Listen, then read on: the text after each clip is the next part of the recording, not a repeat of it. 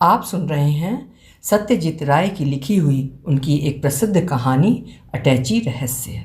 आज सुनिए उसका दूसरा और अंतिम भाग। रात 8 बजने के कुछ देर बाद दीनानाथ बाबू का ड्राइवर आकर हम लोगों के लिए दिल्ली तक का हवाई जहाज़ और वहाँ से शिमला तक का रेल का टिकट तथा दीनानाथ बाबू की एक चिट्ठी दे गया। चिट्ठी में लिखा था, प्रिय मिस्टर मित्र, दिल्ली के जनपथ होटल में 1 दिन के लिए और शिमला के क्लार्क होटल में 4 दिनों के लिए कमरा बुक हो गया है। आप कहे अनुसार शिमला में मिस्टर धमीजा के नाम एक तार भेज दिया था, जिसका अभी अभी जवाब आया है। उन्होंने लिखा है, मेरी अटैची उनके पास संभाल कर रखी हुई है। उन्होंने परसों शाम के 4 बजे आपको अपने घर बुलाया है। उनका पता आपके पास है ही। आपने मेरी अटैची में रखे सामानों की एक सूची मांगी थी। मुझे अब याद आ रहा है कि उसमें मात्र एक चीज़ थी जो मेरे लिए थोड़ी मूल्यवान थी। वो विलायत में बनी एंटारो वायोफार्म टैबलेट की शीशी थी, यहाँ की दवाओं से ज़्यादा असरदार। आप लोगों की यात्रा शुभ और सुरक्षित हो, यही कामना है। इति भवदीय दीनानाथ लाहिड़ी। कल सुबह जल्दी उठना था, इसलिए हम लोगों ने सोचा था जल्दी खा पीकर 10 बजे तक सो जाएंगे। लेकिन रात के 9:45 बजे किसी ने हमारे दरवाजे की घंटी बजाई। दरवाज़ा खोलने पर जिन्हें सामने पाया वे कभी हमारे घर भी आएंगे, ये हम लोगों ने सोचा भी नहीं था। फेलूदा चौंके जरूर पर प्रकट नहीं किया। बोले, गुड इवनिंग मिस्टर पाकड़ासी, अंदर आ जाइए। इस समय उनके व्यवहार में चिड़चिड़ेपन का कोई लक्षण नहीं दिख रहा था। उनके होठों में एक अजीब मुस्कुराहट थी, लेकिन चेहरे पर संकोच भी था। एक दिन में इतना आश्चर्यजनक परिवर्तन, इतनी रात में वो क्या बताने आए थे? नरेश बाबू सोफे पर ना बैठकर कुर्सी पर बैठते हुए बोले, रात बहुत हो गई है।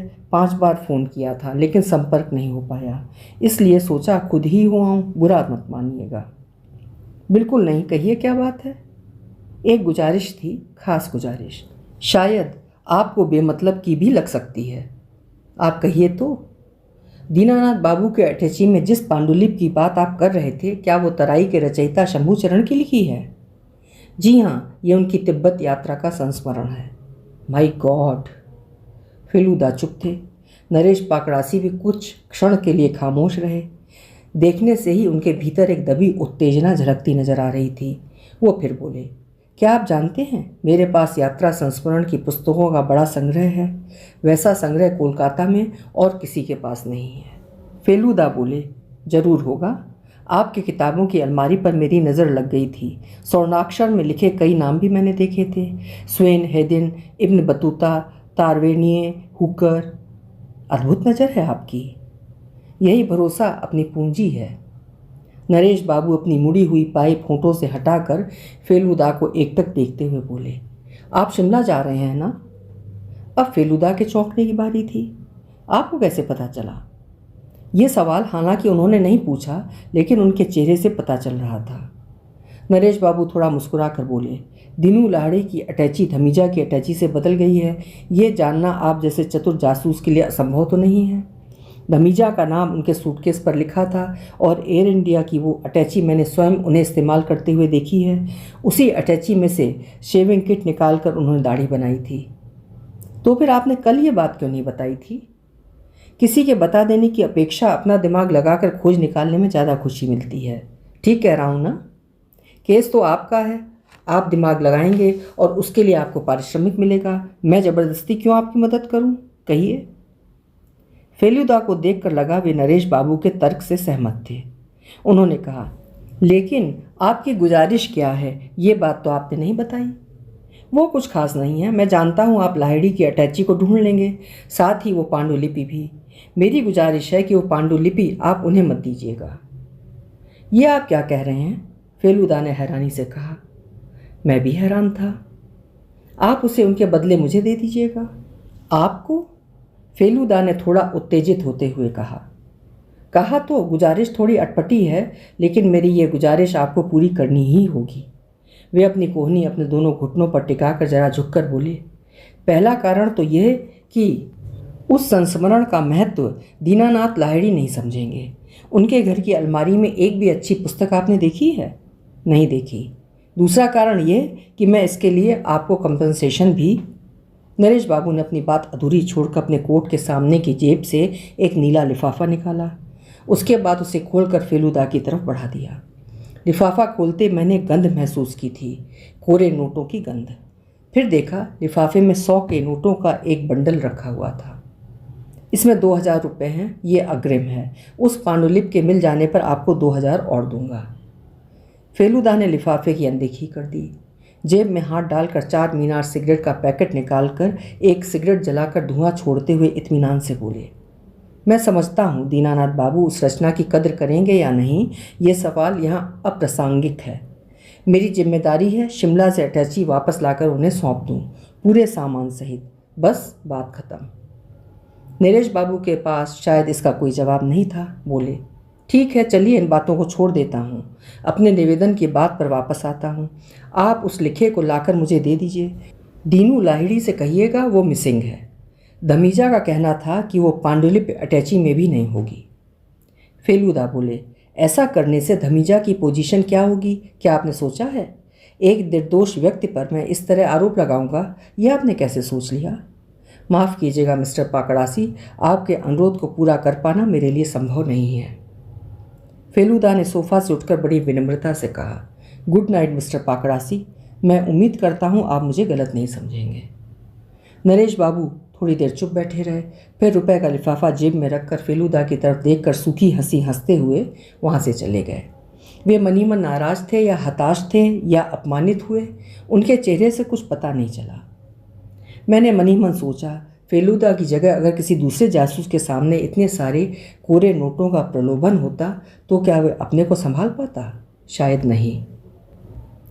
एयर इंडिया की 263 नंबर फ्लाइट से हम तीनों दिल्ली जा रहे थे। मैं, फेलूदा और जटायु। 7:30 बजे प्लेन दमदम से रवाना हुआ था।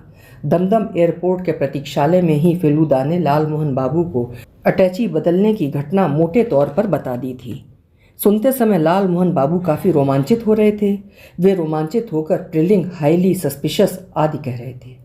उन्होंने सरसों का तेल मलकर हमला करने वाली घटना अपनी कॉपी में नोट कर ली। प्रतीक्षालय में इंतजार करते समय ही मैंने उनसे पूछा, इससे पहले उन्होंने कोई हवाई यात्रा की है या नहीं? जवाब में उन्होंने कहा था, कल्पनाशील व्यक्ति कुछ किए बगैर बहुत कुछ कर सकते हैं। मैंने हवाई सफ़र नहीं किया था। अगर पूछोगे कि घबराहट हो रही है तो कहूँगा नॉट ए बिट, जरा भी नहीं, क्योंकि मैं अपनी कल्पना में हवाई जहाज़ में ही नहीं, रॉकेट में चढ़कर चंद्रमा तक घूम आया हूँ। इतना कहने के बाद भी मैंने देखा प्लेन ने जब तीव्र गति से रनवे पर दौड़कर अचानक सो करके ज़मीन छोड़कर उड़ान भरी, उस समय लाल मोहन बाबू ने अपनी सीट के दोनों तरफ के हैंडलों को ऐसा कसकर पकड़ लिया कि उनकी अंगुलियों की गांठें फीकी पड़ गई थीं और उनके होंठों के कोने इस तरह खुल गए थे कि उनके नीचे के दांत दिखने लगे थे और उनका चेहरा पीले ब्लॉटिंग पेपर की तरह हो गया था। बाद में उनसे कहने पर बोले, ऐसा तो होगा ही, रॉकेट जब ज़मीन छोड़कर शून्य में उड़ता है, एस्ट्रोनॉट के चेहरे भी विकृत हो जाते हैं। असल में ऊपर उठते समय इंसान को मध्याकर्षण के विरुद्ध युद्ध करना पड़ता है और उसका असर मनुष्य के चेहरे पर पड़ता है, इसलिए चेहरा विकृत हो जाता है। मैं कहना चाहता था, मध्याकर्षण के कारण चेहरा विकृत होने से सबका चेहरा विकृत होता, केवल आपके साथ ही ऐसा क्यों हुआ? लेकिन अब वो काफ़ी स्वच्छंद और खुश थे। इसे देखकर मैं और कुछ नहीं बोला। ब्रेकफास्ट में कॉफ़ी, ऑमलेट, बंद बीन्स, ब्रेड, मक्खन, मार्मलेड, संतरे और नमक काली मिर्च की छोटी छोटे पाउचें थीं। साथ में प्लास्टिक की थैली में छुरी, कांटे, चम्मच भी। लाल मोहन बाबू ने कॉफ़ी के चम्मच से ऑमलेट खाया, छुरी को चम्मच की तरह इस्तेमाल करके मार्मलेड खत्म किया और कांटे से संतरा छीलने की कोशिश करके असफल होने पर उस काम को हाथ से पूरा किया। ब्रेकफास्ट पूरा करने के बाद फेलूदा से बोले, आपको सुपारी खाते देखा, आपके पास कुछ और है? फेलूदा अपने दोनों पैरों के बीच में धमीजा की अटैची रखे हुए थे। उसमें से कोडक का डिब्बा निकाल कर लाल मोहन बाबू को दे दिया। अटैची के भीतर नज़र पड़ते ही न जाने क्यों मेरा दिल धड़क उठा। अब ये अटैची वापस करके इसी तरह की दूसरी अटैची लाने के लिए हम लोग कोलकाता से 1200 मील दूर 7000 फीट की ऊंचाई पर स्थित बर्फ़ के शहर शिमला जा रहे थे। प्लेन में बैठने के बाद से फेलूदा अपनी विख्यात हरी डायरी का 7वां खंड निकाल कर उसमें तरह तरह के नोट्स लिखते जा रहे थे और उसी के बीच में अपने पेन के पीछे के हिस्से को दांत में दबाकर बगल की खिड़की के नीचे रुई की तरह सफ़ेद बादलों की तरफ देखकर कुछ सोच रहे थे। खैर, मैंने इस मामले पर सोचना बंद कर दिया था क्योंकि इसका रहस्य मैं अभी तक समझ ही नहीं पाया था।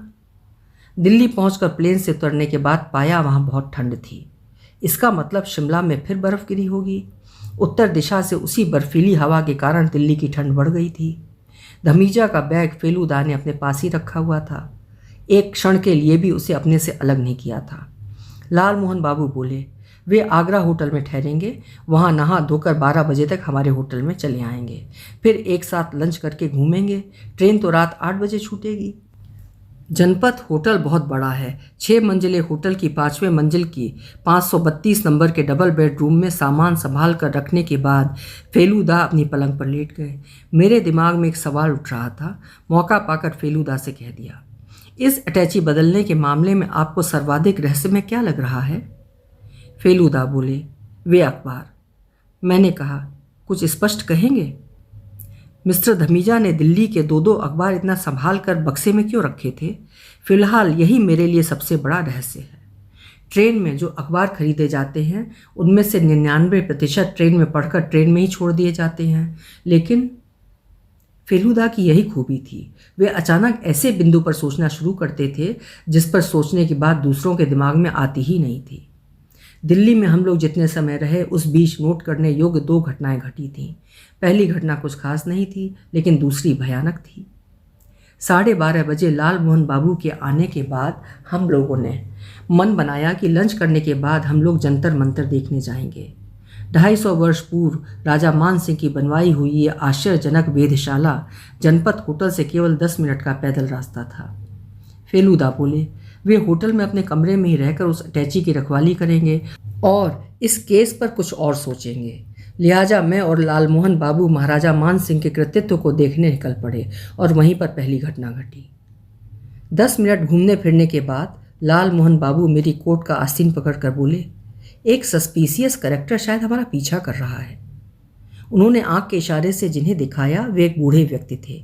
उनके सिर पर नेपाली टोपी, आंखों पर काला चश्मा था और कानों में रुई लगी थी। मुझे भी लगा कि वो मौका पाते ही वहाँ से हमारी गतिविधियों पर नज़र रखे हुए थे। उस आदमी को मैं पहचानता हूँ, लाल मोहन बाबू फुसफुसा कर बोले। पहचानते हैं? क्या मतलब? प्लेन में मेरे साथ ही बैठे थे, सेफ्टी बेल्ट बांधने में मेरी मदद भी की थी। आपसे कोई बातचीत हुई थी? नहीं, मैंने थैंक्स कहा पर वो कुछ नहीं बोले। Very suspicious. हम लोग उनके बारे में बातें कर रहे थे, शायद वो समझ चुके थे क्योंकि कुछ देर बाद वे दोबारा नहीं दिखे। होटल लौटते लौटते 3:30 बज गए थे। रिसेप्शन में पहुंचकर 532 नंबर रूम की चाबी मांगने पर उसने कहा, चाबी उसके पास नहीं है। मैं थोड़ा घबरा गया था, लेकिन उसके बाद ध्यान आया चाबी तो रिसेप्शन में दी ही नहीं थी, वो मेरी जेब में ही रह गई थी। फिर याद आया, फेलूदा जब कमरे में ही है तो चाबी की ज़रूरत ही क्या है? होटल में रहने का अभ्यस्त नहीं हूँ, इसलिए थोड़ा गड़बड़ा गया था। 5वीं मंजिल पर लंबे खुले बरामदे से 40-50 हाथ चलने के बाद दाहिनी तरफ हम लोगों का कमरा था। दरवाज़ा खटखटा कर देखा, कोई जवाब नहीं मिला। मैंने फिर हल्के से खटखटाया पर इस पर भी कोई जवाब नहीं आया। जटायु बोले, लगता है तुम्हारे भैया सो गए हैं। दरवाजे का हत्था घुमाकर देखा तो दरवाज़ा खुला हुआ था, लेकिन फेलूदा ने अंदर से सिटकनी लगा दी थी। मगर दरवाज़ा खुला होने से क्या होगा? दरवाजे के पीछे शायद कुछ था जिसके कारण दरवाज़ा पूरी तरह खुल नहीं रहा था। अब किसी तरह आधे खुले दरवाजे से अंदर झांककर मैंने जो देखा तो मेरे होश ही उड़ गए। दरवाजे के ठीक पीछे फेलूदा जमीन पर उल्टा पड़े हुए थे। उनके दाहिने हाथ की कोहनी सामने की तरफ थी, जिसके कारण दरवाज़ा खुल नहीं रहा था। डर से मेरे होश गुम हो गए, लेकिन लाल मोहन बाबू के साथ मिलकर बड़ी सतर्कता से दरवाजे को और थोड़ा ढकेल कर किसी तरह अंदर घुसा। फेलूदा बेहोश थे। शायद हमारे हिलाने डुलाने के कारण उनमें थोड़ी हरकत हुई थी और उनके मुंह से कराहने की आवाज़ निकल रही थी। लाल मोहन बाबू ज़रूरत के समय बहुत काम के आदमी साबित हुए। फेलूदा के माथे और चेहरे पर पानी छिड़क कर वे उन्हें होश में ले आए। फेलूदा ने एक बार और कराहते हुए अपने सिर पर हल्के से हाथ छुआकर चेहरे को सिकोड़ कर कहा, निश्चित ही वो यहाँ नहीं होगा। इस बीच में साथ वाले कमरे में जाकर देख आया था। लौट कर कहा, फेलूदा वो अटैची गायब है। स्वाभाविक है, फेलूदा बोले। फेलूदा उठने की कोशिश कर रहे थे। हम दोनों ने हाथ बढ़ाया मगर वे बोले, ठीक है, आई कैन मैनेज। चोट सिर्फ सिर के ऊपरी हिस्से में लगी है। 1-2 मिनट आराम करने के बाद हाथ पैर इधर उधर झटक कर टेलीफोन से चाय ऑर्डर करने के बाद फेलूदा ने हमें पूरी घटना बताई। तुम लोगों के जाने के बाद मैं आधे घंटे तक अपनी डायरी लेकर अपना काम करता रहा। रात में तो 2-1 घंटे से ज़्यादा सो नहीं पाया था, इसलिए मैं आंख बंद करके थोड़ी झपकी लेने की सोच रहा था, तभी फ़ोन की घंटी बजी। टेलीफोन? पहले पूरी घटना तो सुन लो। फ़ोन उठाने पर रिसेप्शनिस्ट ने कहा, मिस्टर मित्र, एक सज्जन नीचे खड़े हैं। वो आपको एक नामी जासूस के रूप में जानते हैं। वो आपका ऑटोग्राफ लेना चाहते हैं। क्या उन्हें आपके कमरे में भेज दूं? फेलूदा कुछ रुककर मेरी तरफ देखते हुए बोले, एक बात तुझे बता देता हूँ तोप से, ऑटोग्राफ लेने की तुलना में ऑटोग्राफ देने का प्रलोभन कुछ कम नहीं है। हाँ, अब आगे के लिए सतर्क हो जाऊँगा, लेकिन आज अगर ये शिक्षा न मिलती तो सतर्क होता या नहीं कहना मुश्किल है। इसका मतलब कुछ भी नहीं। मैंने रिसेप्शनिस्ट से कहा, मेरे कमरे में भेज दो। उस व्यक्ति ने आकर दरवाज़ा खटखटाया। मैंने जैसे ही दरवाज़ा खोला, उसने मेरे सिर पर जोर से मारा। मेरी आंखों के सामने अंधेरा हो गया। उसने अपने चेहरे पर रुमाल बांध रखा था, इसलिए उसे पहचान भी नहीं पाया। मेरा मन हो रहा था अपने बाल नोच लूँ। क्या ज़रूरत पड़ी थी जंतर मंतर देखने की? लाल मोहन बाबू बोले, जब दिल्ली में हैं तो प्राइम मिनिस्टर को फ़ोन करना उचित नहीं होगा। फेलूदा फीकी मुस्कान से बोले, वो अटैची लेकर उसे क्या मिलेगा मैं नहीं जानता, लेकिन हमारे लिए वो बड़ी मुसीबत खड़ी कर गया। बाप रे बाप, कितना बड़ा शैतान है। इसके बाद 5 मिनट तक हम तीनों की सांसों के अलावा कुछ और सुनाई नहीं पड़ा। फिर फेलूदा बोले, इसका एक रास्ता है, मगर रास्ता आसान नहीं, लेकिन वही एकमात्र रास्ता है, और ये रास्ता अपनाना ही होगा, क्योंकि खाली हाथ हम शिमला नहीं जा सकते। अब फेलूदा ने टेबल के ऊपर से अपनी हरे रंग की नोटबुक उठा ली और धमीजा की अटैची के सामान की सूची पर नज़र दौड़ाकर बोले, इसमें से एक भी सामान नहीं है जो दिल्ली में नहीं मिलता हो। लिस्ट मिलाकर एक एक सामान हमें खरीदना होगा। चीज़ें किस हालत में थीं वो मुझे साफ साफ याद है, शायद धमीजा से भी अच्छी तरह याद है। इसे लेकर चिंता की कोई बात नहीं है। यहाँ तक कि टूथपेस्ट और शेविंग क्रीम जितना खर्च हुआ था उसे निकाल कर फेंक देंगे और ट्यूब को मोड़ देंगे। सफ़ेद रुमाल खरीद कर उसमें जी लिखवा लेना भी संभव है। उसकी कढ़ाई मुझे याद है। हाँ, उस तारीख का अखबार मिलना मुश्किल है, लेकिन धमीजा इस पर इतना गौर करेंगे मैं नहीं समझता। एकमात्र कीमती चीज़ है कोडक की रील। अरे हाँ, जटायु चिल्ला उठे, अरे वे जो आपने मुझे प्लेन में दी थी, जिसे मैं लौटाना भूल गया था। कहते हुए उन्होंने अपनी जेब से कोडक फिल्म की सुपारी वाली डिब्बी निकाल कर फेलूदा को दिखाई। चलिए, एक झमेला कम हुआ। लेकिन आपकी जेब में वो क्या चीज़ निकली है? कोडक की डिब्बी के साथ लाल मोहन बाबू की कोट की जेब से एक कागज़ का टुकड़ा भी निकल आया था। उस कागज़ पर लाल पेंसिल से लिखा था, अगर जान प्यारी है तो शिमला मत जाना। इस समय रात के 9:30 बज रहे थे। हमारी ट्रेन अंधेरे रास्ते से शिमला की तरफ जा रही थी। कालका से भोर में हमें शिमला के लिए गाड़ी पकड़नी थी। रात में हम दिल्ली से भोजन करके चले थे, इसलिए गाड़ी में हमने डिनर नहीं लिया था। हमारे डिब्बे में हम 3 व्यक्ति ही थे, इसलिए ऊपर का बर्थ खाली था। बाकी दोनों के बारे में मैं नहीं कह सकता, लेकिन खुशी, भय, कौतूहल, रोमांच सब मिलाकर मेरी ऐसी हालत थी कि अगर मुझसे कोई पूछता कैसा लग रहा है तो मैं कह नहीं पाता। हम तीनों चुपचाप अपनी अपनी चिंता में खोए हुए थे। ऐसे में अचानक लाल मोहन बाबू बोले, अच्छा मिस्टर मित्तर, एक बेहतर जासूस और एक नामी क्रिमिनल, दोनों में शायद अधिक फर्क नहीं होता। फेलूदा इतने अनमने थे कि उन्होंने कोई जवाब नहीं दिया, लेकिन मैं भली भांति समझ गया था कि लाल मोहन बाबू ने ये बात क्यों कही है। इसके साथ शाम की एक घटना का खास संबंध है, यहाँ जिसका जिक्र करना आवश्यक है, कारण इससे फेलूदा की एक क्षमता आश्चर्यजनक रूप से प्रकट हुई थी। धमीजा को धोखे में रखने के लिए लिस्ट मिलाकर सामान खरीदने में आधे घंटे से भी कम वक्त लगा था। केवल एक बात पर मामला अटक गया था। अटैची के अंदर की चीज़ें तो जुगाड़ हो गई थीं, लेकिन वैसी अटैची नहीं मिल रही थी। नीले रंग की एयर इंडिया की अटैची कहाँ से मिले? दिल्ली में हमारा एक परिचित एक भी व्यक्ति नहीं था जिसके पास उस तरह की अटैची मिल सकती थी। बाज़ार में वैसी अटैचियाँ तो मिल जाती हैं, लेकिन उस पर एयर इंडिया का लेबल नहीं रहता है, और लेबल न रहने से धमीजा हमारी चालाकी पकड़ लेते। मैंने देखा, फेलूदा सीधे एयर इंडिया के दफ्तर में ही चले गए। वहाँ पहुँचते ही हमारी नज़र काउंटर के सामने कुर्सी पर बैठे एक बुज़ुर्ग व्यक्ति पर पड़ी। वे काफ़ी गोरे थे और पारसी टोपी पहने हुए थे। उन सज्जन की बाईं तरफ एक नीले रंग की एयर इंडिया की अटैची उनकी कुर्सी से सटे फर्श पर रखी थी, ठीक उसी तरह की जिस तरह की हमें चाहिए थी। हालांकि इस बीच हम लोगों ने नीले रंग की एक अटैची बाजार से खरीद ली थी। फेलूदा उस अटैची को लेकर काउंटर के सामने पहुंचे और उन सज्जन की अटैची के पास अपनी अटैची रख दी और काउंटर के पीछे खड़े व्यक्ति से चुस्त अंग्रेजी में पूछा, दिल्ली से आपकी कोई फ़्लाइट फ्रैंकफर्ट जाती है? उस व्यक्ति ने तुरंत फेलूदा को इसका जवाब दिया और फेलूदा ने भी तुरंत थैंक यू कहकर जाते समय बड़ी चतुराई से उस बुजुर्ग की अटैची उठा ली और पैर से अपनी अटैची उनकी अटैची की जगह सरका दी। ये देखकर मुझे लगा कि फेलूदा जासूसी की तरह हाथ की सफाई में भी निपुण है। ये भी बता देना जरूरी है कि अटैची हाथ आते ही घंटे भर के अंदर फेलूदा के कारनामे से उस अटैची और उसके अंदर की चीज़ों की ऐसी दशा हुई कि उसे देखकर धमीजा क्या उसके बाप दादों को भी शक नहीं हो सकता था कि उसमें कुछ घपला हुआ है। फेलूदा अभी तक अपनी नोटबुक खोलकर बैठे हुए थे। अब उसे बंद करके उन्होंने रेल के छोटे से डिब्बे में चहलकदमी शुरू कर दी थी। फिर जैसे अपने आप से बोले, ठीक ऐसे ही एक कंपार्टमेंट में वे 4 लोग थे। कब किस चीज़ पर फेलूदा की नज़र केंद्रित हो जाए कहना मुश्किल है, और अधिकांश समय ऐसा क्यों हुआ इसे समझना और मुश्किल होता है। जैसे पानी के गिलास को ही लीजिए। रेल के डिब्बे की खिड़की और दरवाजे के दोनों तरफ जाली लगी थी। उसमें 4 पानी के गिलास रखे हुए थे। फेलूदा की नज़र उन्हीं में से एक गिलास पर टिक गई थी। रेल में सफ़र करते समय आपको नींद आती है या नहीं? फेलूदा ने अचानक ही जटायु से पूछा। जटायु हिप्पो की तरह विशाल जम्हाई ले रहे थे। कुछ क्षण बाद बोले, बैठे बैठे झूलना बुरा नहीं लगता? फेलूदा बोले, जानता हूँ, लेकिन ये झूला सबको सुलाने का काम नहीं करता है।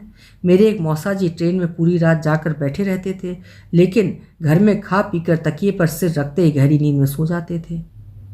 अचानक देखा फेलूदा एक छलांग में ऊपर बर्थ पर चढ़ गए। चढ़कर पहले रीडिंग लाइट जलाई, उसके बाद कुछ समय तक एलेरी क्वीन की पुस्तक, जिसे धमीजा की अटैची में रखने के लिए दिल्ली स्टेशन में खरीदना पड़ा था, के पन्ने उलट पुलट कर देखने लगे। फिर कुछ समय के लिए शवासन की मुद्रा में लेटकर छत की लाइट देखते रहे। ट्रेन अंधेरे से गुजर रही थी। बाहर कभी कभार 1-2 बत्तियों के अतिरिक्त कुछ नज़र नहीं आ रहा था। मैं लाल मोहन बाबू से पूछने ही वाला था, आप जो हथियार साथ लाए हैं उसे हम लोगों को कब दिखाएंगे? इसी बीच वो बोले, एक भूल हो गई है। डाइनिंग कार के अटेंडेंट से पूछना होगा कि उसके पास सुपारी है या नहीं। वहाँ नहीं मिलने पर किसी स्टेशन पर उतरकर खरीदनी पड़ेगी। धमीजा की डिब्बी में मात्र एक ही रह गई है। लाल मोहन बाबू ने कोडक का डिब्बा खोलकर हाथ पर उड़ेला, लेकिन उसमें से कोई सुपारी नहीं निकली। ये तो अच्छा झमेला है। अंदर तो साफ नजर आ रही है पर निकल नहीं रही है। अब लाल मोहन बाबू ने उस डिब्बे को अपनी हथेली के ऊपर झटकना शुरू कर दिया। हर बार हाथ झटकने के बाद उनके मुंह से साला शब्द निकल रहा था, फिर भी सुपारी नहीं निकली। जरा मुझे दीजिए, यह कहकर फेलूदा ने एक छलांग में ऊपर से नीचे उतरकर एक झटके में लाल मोहन बाबू के हाथ से पीले रंग के उस डिब्बे को जोर से झटका। जटायु अचानक हुए इस हमले से भौंचक रह गए। फेलूदा ने खुद एक बार और डिब्बे को झटक कर देखा, कोई लाभ नहीं हुआ। तब फेलूदा ने अपने बाएं हाथ की छोटी उंगली डिब्बे के भीतर डालकर उससे हल्का सा जोर लगाया कि खट की आवाज़ करके सुपारी बाहर निकल आई। अब फेलूदा डिब्बे को नाक के पास ले जाकर बोले, डिब्बे में गोंद लगा था, संभवतः एरल्डाइट। बाहर कॉरिडोर में किसी के चलने की आहट हुई। फेलूदा बोले, तोप से दरवाज़ा बंद कर दे। दरवाज़ा एक तरफ ढकेल कर बंद करते समय मैंने देखा जंतर मंतर के वे काले चश्मे वाले बुजुर्ग हमारे दरवाजे के सामने से होकर बाथरूम की तरफ बढ़ गए। फेलूदा के मुंह से तेज चींटी की तरह आवाज़ निकली। वो उस सुपारी को हथेली पर रखकर उसे एकटक देख रहे थे। मैं फेलूदा के पास चला गया। स्पष्ट दिख रहा था वो वस्तु असल में सुपारी नहीं थी, किसी दूसरी चीज़ पर रंग चढ़ाकर उसे सुपारी की तरह दिखाने की कोशिश की गई थी। समझ जाना चाहिए था तोप से, बहुत पहले समझना चाहिए था। आई हैव बीन अ फूल। अब फेलूदा पास रखे पानी के गिलास को लेकर उसमें सुपारी डुबोकर उसे रगड़ कर धोने लगे। देखते ही देखते पानी का रंग कत्थई हो गया। अच्छी तरह धो लेने के बाद उस चीज़ को पानी से निकालकर अच्छी तरह पोंछकर दोबारा अपनी हथेली पर रखा। अब समझने में परेशानी नहीं हुई। जिसे हम सुपारी समझ रहे थे वो असल में बहुत करीने से तराशा गया एक जगमगाता पत्थर था। चलती ट्रेन के झटके से वो फेलूदा की दाहिनी हथेली पर लुढ़क रहा था और ट्रेन की हल्की रोशनी में वो जिस तरह चमक रहा था उसे देखकर ये समझने में दिक्कत नहीं हुई कि वो एक हीरा था। और अगर ये हीरा है तो मुझे कहना होगा। इतना बड़ा हीरा मैंने ज़िंदगी में दूसरा नहीं देखा। लाल मोहन बाबू और फेलूदा ने भी देखा होगा, मुझे संदेह था। क्या है? डाई डाई। लाल मोहन बाबू का दिमाग चकरा गया था। ये उनके बोलने के तरीके से ही पता चल रहा था। फेलूदा झट से उठकर दरवाजे पर सिटकनी लगाकर वापस अपनी जगह बैठकर दबी जबान में बोले, एक तो ऐसे ही जान से मारने की धमकी मिल रही है, ऊपर से आप डाई डाई कर रहे हैं। नहीं नहीं, मतलब जिस मुस्तैदी से उस अटैची के पीछे बदमाश पड़े हैं उससे इसमें कोई आश्चर्य की बात नहीं, लेकिन मैं कोई जौहरी तो नहीं हूँ, तो इसकी वैल्यू। मुझे हीरे की कीमत का कोई अंदाज़ नहीं है, फेलूदा बोले। इसके कैरेट का थोड़ा बहुत अंदाज़ है। कोहिनूर हीरे की फ़ोटो एक्चुअल साइज़ में देखी है। मेरा अनुमान है ये 50 कैरेट का है, कीमत कई लाख होनी चाहिए। फेलूदा अभी भी उस पत्थर को उलट पलट कर देख रहे थे। मैंने दबी जबान से पूछा, धमीजा के पास ये चीज़ कैसे पहुंची? फेलूदा बोले, वो आदमी सेब की खेती करता है और ट्रेन में बैठकर जासूसी उपन्यास पढ़ता है। इसके अतिरिक्त कुछ पता ही नहीं चला है, तो इस सवाल का जवाब कैसे दे सकता हूँ? बताओ। अब जाकर लाल मोहन बाबू ठीक तरह से बोलने के काबिल हुए। उन्होंने पूछा, तो क्या है पत्थर धमीजा को लौटा दिया जाएगा? अगर लगे कि ये उन्हीं का है तो अवश्य लौटा दिया जाएगा। मतलब आपके हिसाब से ये पत्थर उनका नहीं हो सकता है? इससे पहले एक सवाल ये भी उठता है, बंगाल के अलावा भी क्या इस तरह के कतर कर सुपारी खाने या काटने का रिवाज है? तो फिर तोप से और कोई किंतु परंतु नहीं। अब केस एक नया मोड़ ले रहा है। अब केवल चारों तरफ आंखें खोलकर बड़ी सतर्कता से सोच समझकर कदम रखने की ज़रूरत है। अब फालतू बातें करने का वक्त नहीं है। फेलूदा ने अपने सामने की जेब से पर्स निकालकर एक चेन खोलकर उसमें उस पत्थर को रख दिया। फिर पर्स अपनी जेब में रखकर ऊपर की बर्थ पर चले गए। मैं जानता था इस समय उन्हें परेशान करना उचित नहीं होगा। लाल मोहन बाबू कुछ कहने जा रहे थे, मैंने उंगली के इशारे से उन्हें रोक दिया।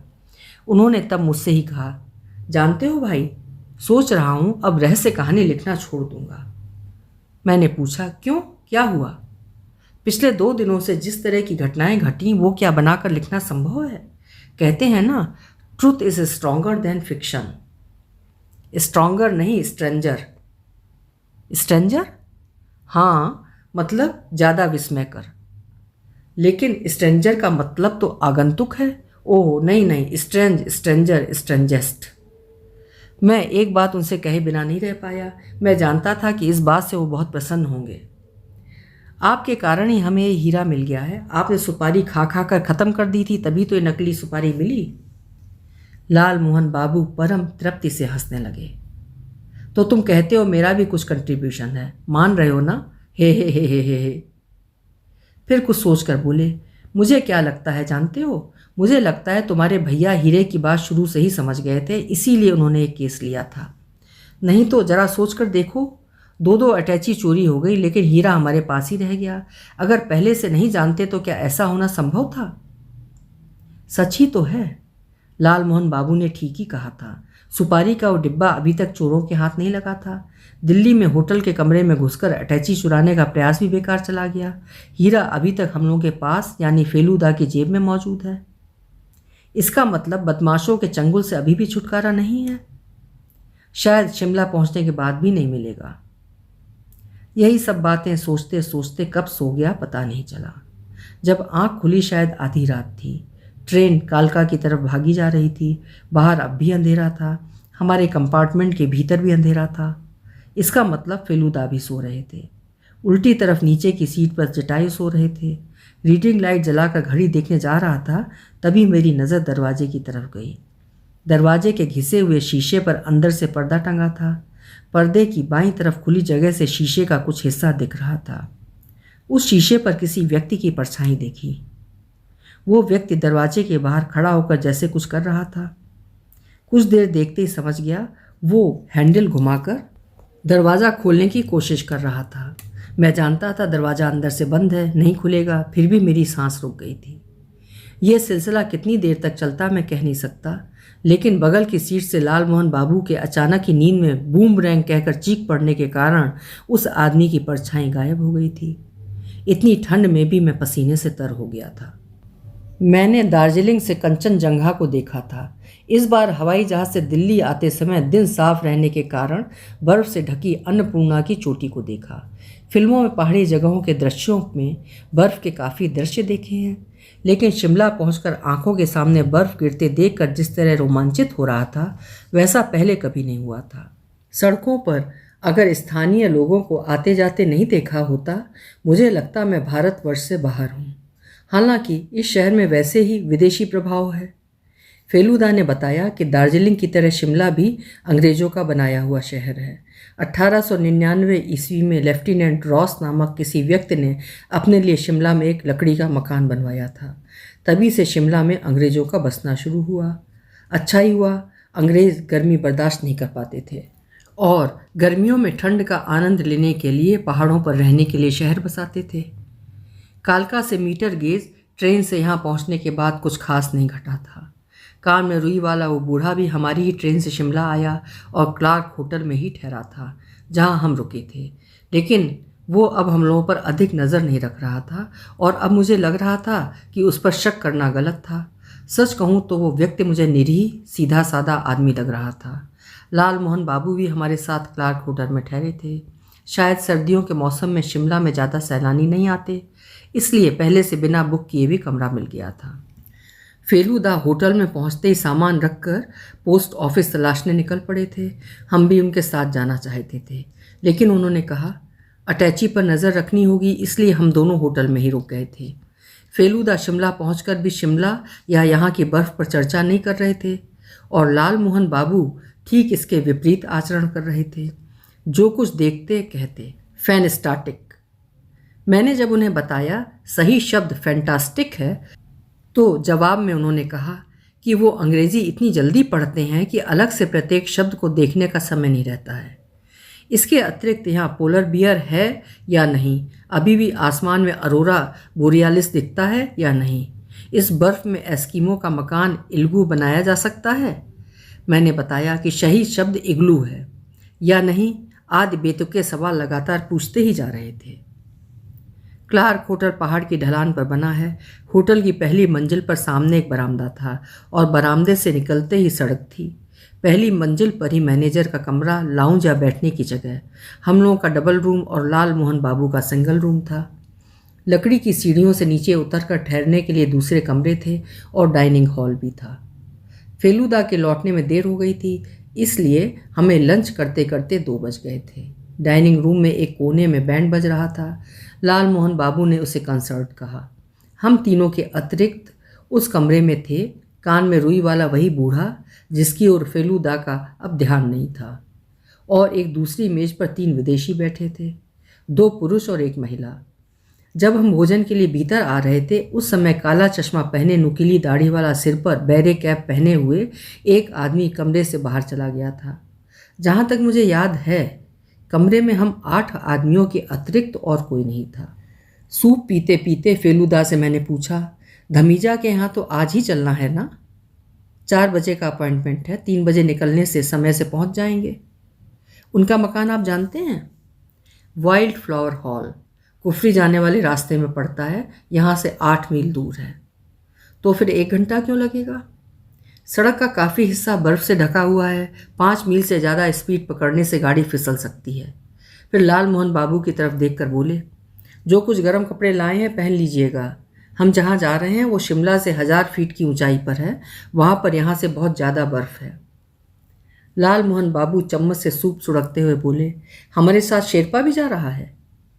उनकी बातें सुनकर मुझे बड़ी हंसी आई, लेकिन फेलुदा गंभीर स्वर में बोले, नहीं, वहाँ जाने की सड़क है, गाड़ी जा रही है। सूप खत्म करके जब हम खाने का इंतज़ार कर रहे थे, फेलुदा एकाएक लाल मोहन बाबू से बोले, आप जिस हथियार की बात कर रहे थे उसका क्या हुआ? लाल मोहन बाबू ब्रेड स्टिक का एक टुकड़ा थमाते हुए बोले, मेरे पास ही है, अभी तक दिखाने का मौका ही नहीं मिला। क्या चीज़ है? बूमरैंग। अरे शाबाश, इसीलिए कल रात में नींद में बूमरैंग कहकर चीख पड़े थे। ये चीज़ आपको कहाँ मिल गई? फेलुदा बोले, एक ऑस्ट्रेलियन साहब ने अखबार में विज्ञापन दिया था और कई तरह की चीज़ों के साथ ये भी था। मैं अपने को रोक नहीं पाया। सुना है निशाना ठीक लगने से वो शिकार को घायल करके शिकारी के पास वापस लौट आता है। आपने कुछ गलत सुना है। शिकार के घायल होने पर वो शिकार के पास ही पड़ा रहता है, निशाना चूकने पर वो वापस आ जाता है। चाहे कुछ भी कहिए, इसे निशाना लगाना बहुत मुश्किल है। मैंने अपने घर पार वाले घर की छत से निशाना साधा था। बूमरैंग दीनेंद्र स्ट्रीट के एक मकान की दूसरी मंजिल के बरामदे में लटके हुए एक फूल के गमले में लगा और गमला टूट गया। गनीमत थी अपने परिचित का मकान था, इसलिए बूमरैंग वापस मिल गया। आज उसे साथ ले लीजिएगा। लाल मोहन बाबू की आंखें चमक उठी। डेंजर एक्सपेक्ट कर रहे हैं क्या? उस आदमी को अभी तक हीरा तो हासिल नहीं हुआ है ना? हालांकि फेलूदा ने यह बात बहुत हल्के ढंग से कही थी, लेकिन मैं समझ गया था किसी खतरे की आशंका उन्हें भी है। 3 बजने में 5 मिनट बाकी थे, तभी एक नीले रंग की एम्बेसडर आकर हमारे होटल के सामने रुकी। हम तीनों सामने बरामदे में कुर्सी पर बैठकर इंतजार कर रहे थे। गाड़ी रुकते ही फेलूदा कुर्सी छोड़कर खड़े हो गए। ड्राइवर यहाँ का स्थानीय आदमी था, कम उम्र का बलिष्ठ चेहरे वाला व्यक्ति। फेलूदा गाड़ी में सामने ड्राइवर के साथ बैठे। उनके पास धमीजा की नकली अटैची थी। हम दोनों पीछे की सीट पर बैठ गए। लाल मोहन बाबू ने अपना बूमरैंग ओवरकोट के अंदर रख लिया था। लकड़ी की वो चीज़ मैंने हिला डुला कर देखी थी। देखने में काफ़ी हद तक हॉकी स्टिक के निचले हिस्से की तरह थी, लेकिन उससे बहुत पतली और चिकनी। आसमान में सफ़ेद बादल थे, इसलिए बारिश होने की संभावना नहीं थी। ठीक 3 बजे हमारी गाड़ी वाइल्ड फ्लावर हॉल के लिए रवाना हुई। होटल शहर के बीच में था। हम लोग शिमला आने के बाद से होटल से बाहर नहीं निकले थे। गाड़ी जब शहर से निकलकर सुनसान पहाड़ी रास्ते पर दौड़ने लगी, तब पहली बार बर्फ़ से ढके शिमला पहाड़ की ठंड का अनुभव हुआ। सड़क की एक तरफ खड़े पहाड़ थे, जो कभी बाईं तरफ पड़ते तो कभी दाहिनी तरफ। एक तरफ पत्थर की दीवार, दूसरी तरफ खाई। सड़क अधिक चौड़ी नहीं थी, किसी तरह 2 गाड़ियाँ अगल बगल चल सकती थीं। पहाड़ की दीवारें घनी झाड़ियों से ढकी थीं। पहले 4 मील की दूरी बड़े आराम से 20-25 मील की रफ्तार से तय की गई। कारण इधर सड़क पर बर्फ़ नहीं के बराबर थी। जंगल के बीच खुली जगहों से दूर पहाड़ों पर बर्फ़ नज़र आ रही थी। कभी कभी सड़क के एक तरफ पहाड़ पर या चोटियों पर बर्फ़ दिख जाती थी, लेकिन अब धीरे धीरे बर्फ़ बढ़ने लगी थी। हमारी गाड़ी की रफ्तार कम हो रही थी। 5 मील के बाद सड़क पर 1 हाथ गहरी बर्फ़ की परत शुरू हो गई, जिस पर पहियों के निशान नजर आ रहे थे। उसी निशान के ऊपर से अति सतर्कता से हमारी गाड़ी आगे बढ़ रही थी। जमीन पर फिसलन इतनी ज़्यादा थी कि गाड़ी के पहिए घूम जाते थे, लेकिन गाड़ी वहीं रुकी रह जाती थी। हमारी नाक और कान धीरे धीरे ठंडे हो रहे थे। लाल मोहन बाबू एक बार बोले, उनके कान में जैसे किसी ने ताला जड़ दिया हो। फिर बोले, उनकी नाक बंद हो रही है। हालांकि मैं अपने शरीर को लेकर बिल्कुल परेशान नहीं था। मैं केवल सोच रहा था, किस विचित्र जगह पहुंच गए हम लोग। ये ऐसी जगह थी जहां मनुष्य के रहने का कोई मतलब नहीं होता। यहाँ केवल बर्फ़ के देश के पक्षियों और कीड़े मकोड़ों को रहना चाहिए। लेकिन दूसरे ही क्षण मुझे लगा, ये सड़क इंसानों ने ही बनाई है। रास्ते में बर्फ़ के ऊपर गाड़ियों के पहियों के निशान हैं। इस रास्ते पर कुछ देर पहले एक गाड़ी गई है। बहुत दिनों से गाड़ियाँ आ जा रही हैं, बहुत दिनों तक जाएंगी। और सच तो ये है कि अगर हमारे आने से बहुत पहले से लोग यहाँ नहीं आए होते, तो इतना अद्भुत दृश्य क्या हमें देखने को मिल पाता। इस बर्फीले राज्य के बीच से और 20 मिनट चलने के बाद अचानक रास्ते के किनारे एक लकड़ी के काले तख्ते पर वाइल्ड फ्लावर हॉल लिखा हुआ दिखा। बिना किसी झमेले के हमारी यात्रा इतनी आसानी से पूरी हो जाएगी, मैंने सोचा भी नहीं था। उसके बाद थोड़ा और आगे जाने के बाद एक फाटक मिला, जिस पर धमीजा के मकान का नाम लिखा था, द नूक। गाड़ी दाहिनी ओर मोड़कर फाटक के भीतर थोड़ा आगे बढ़ने पर पुराने विलायती डिज़ाइन का टावर वाला विशाल मकान दिखा। मकान की छत और दीवार पर बर्फ़ की मोटी परत पड़ गई थी। विलायती मिजाज का व्यक्ति न होने पर कोई इस मौसम में ऐसी जगह इस तरह के मकान में नहीं रह सकता। हमारी टैक्सी पोर्टिको के नीचे जाकर खड़ी हो गई थी। हम लोगों के गाड़ी से उतरते ही गर्म वर्दी वाला दरबान आकर फेलूदा से कार्ड लेकर मकान के अंदर चला गया। 1 मिनट के भीतर मकान के मालिक स्वयं बाहर निकल आए। गुड आफ्टरनून मिस्टर मिटर, आपकी पंक्चुअलिटी प्रशंसनीय है। अंदर आइए प्लीज़। धमीजा के अंग्रेजी बोलने का लहजा अंग्रेज़ों की तरह था। उनके बारे में सुनकर जैसी कल्पना की थी, उनका चेहरा उससे मिलता जुलता ही था। फेलूदा ने उनसे मेरा और लालमोहन बाबू का परिचय करवाया। इसके बाद हम सब एक साथ भीतर गए। लकड़ी के फर्श और दीवारों वाला बड़ा सा ड्राइंग रूम, जिसके एक तरफ बने फायर प्लेस में आग जल रही थी। फेलूदा ने सोफे पर बैठने से पहले हाथ की अटैची को उसके मालिक को पकड़ा दिया। धमीजा के निश्चिंत भाव से समझ गया हम लोगों का घपला वे पकड़ नहीं पाए हैं। Thank you so much mister Lahiri की अटैची भी मैंने यहीं लाकर रखी है। एक बार अटैची खोलकर नज़र दौड़ा लीजिए, फेलूदा अंग्रेजी स्टाइल में हंसते हुए बोले। वेल इफ़ यू से सो।